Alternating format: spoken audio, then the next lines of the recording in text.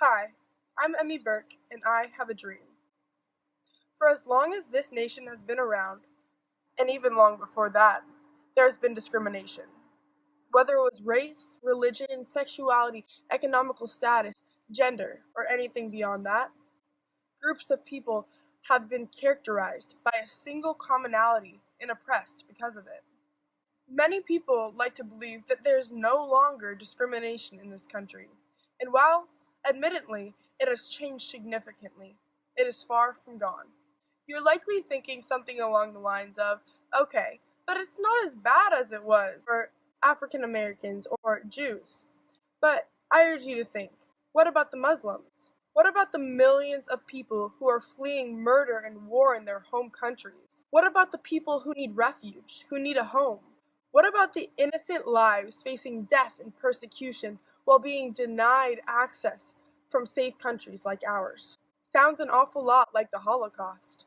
And once these Muslims are let into our country, they are met with the hate of its culture. Turns out, discrimination is alive and kicking. People argue that Muslims can be dangerous, but is that meaning to say that all Americans are safe? Consider what that would be like for you. What if you were characterized by the actions of school shooters? What if you were fleeing for your life with little more than the clothes on your back only to be denounced to a danger? Running from violence only to be met by the hostile fists of Americans calling you the problem. Imagine being told that the terrorist was you, and not the people that stole your home or forced you to leave your life and family, but you, the scared and lonely immigrant. The abuse and discrimination does not stop out of bias or even blatant fear. OSCE hate crime reporting has observed that attacks against mosques and women wearing headscarves have gained momentum in recent years. Among the heinous anti-Muslim hate crimes that the OSCE calls commonly reported is scattering of remains of pigs outside of mosques, community centers, and Muslim families' homes. Beyond the blatant religious intolerance present in our culture, the anti-Muslim state of mind has moved into our government.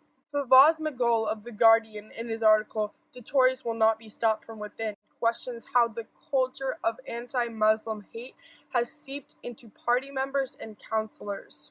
Speaking of the politicians' social media posts that caricature Muslims as the other, as threats and as people undeserving of basic respect. While America was allowing the immigration of Syrian refugees escaping a merciless civil war in their country, the president of this nation tweeted implying that these helpless and homeless immigrants would subtract from our great country.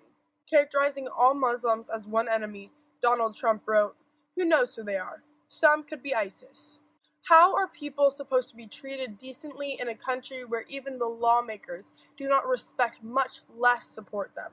With over 200 bills banning Islamic legal codes, as recorded by Berkeley's Haas Institute, Muslims will soon be not only socially, but also legally isolated in America.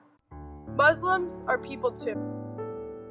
Muslim lives matter too. There is no justified discrimination. Lives are at stake. People are scared and lost. Every person who follows the same religion cannot be characterized as one enemy. People are at risk, away from their homes, away from their families. Treat them with love and not hate. Treat them with kindness and not hostility. And most importantly, treat them to a home.